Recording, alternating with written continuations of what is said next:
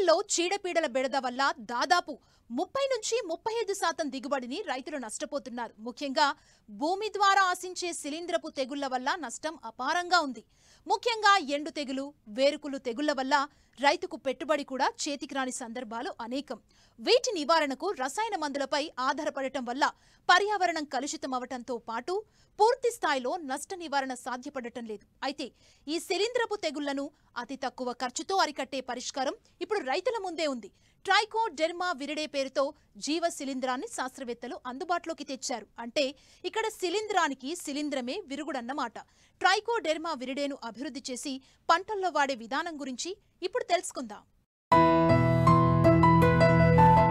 Trichoderma viride అనేది బూజు జాతికి చెందిన శిలీంధ్రనాశిని. ఇది పంటలకు హాని కలిగించే శిలీంధ్రాలను ఆశించి నిర్మూలిస్తుంది. వివిధ పంటల్లో శిలీంధ్రపు తెగుళ్లైన ఎండు తెగులు, వేరుకుళ్ళు తెగుళ్లను సమర్థవంతంగా అరికట్టడానికి ట్రైకోడెర్మా విరిడి జీవశిలీంధ్రం ఎంతో ఉపయోగపడుతుంది. ఇది ఫంగస్ ఆధారిత జీవరసాయనం.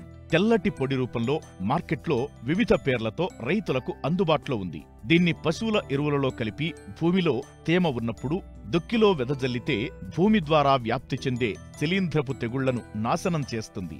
బత్తాయి, నిమ్మ, బొప్పాయి వంటి పండ్ల తోటల్లో ప్రధాన సమస్యగా ఉన్న వేరుకుళ్ళు, మొదలుకుళ్ళు వంటి తెగుళ్లను ట్రైకోడెర్మా విరిడిని వాడి సమర్థవంతంగా అరికట్టవచ్చు. పప్పుజాతి పంటలు, పత్తి వంటి పంటల్లో ట్రైకోడెర్మాతో విత్తన శుద్ధి చేస్తే విత్తనం ద్వారా వ్యాపించే శిలీంధ్రాలను సమర్థంగా అరికట్టవచ్చు. శిలీంధ్రపు తెగుళ్లు ప్రధాన సమస్యగా ఉన్న భూముల్లో ముందుగా ట్రైకోడెర్మా విరిడిని పశువుల ఎరువులో వృద్ధి చేసి తేమ ఉన్నప్పుడు ఆఖరి దుక్కిలో వేసినట్లయితే మంచి ఫలితాలు కనిపిస్తున్నాయి. మొలాసిస్ లేదా ఈస్ట్ను మాధ్యమంగా వాడి పులియబెట్టే పద్ధతి ద్వారా ఫెర్మెంటర్లో ట్రైకోడెర్మాను అభివృద్ధి చేస్తారు.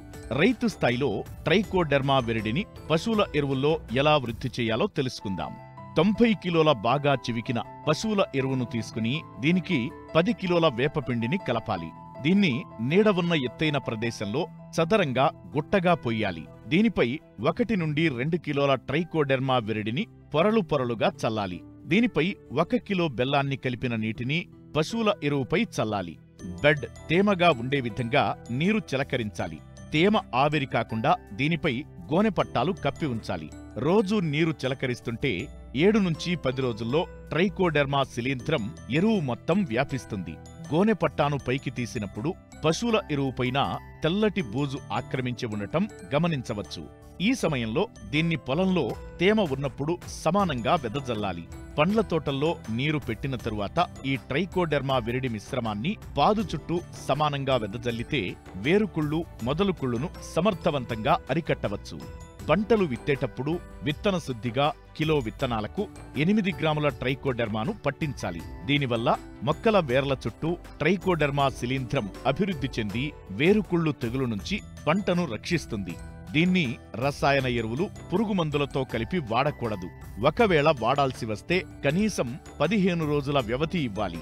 జీవన ఎరువులు, సేంద్రియ ఎరువులతో కలిపి వాడవచ్చు.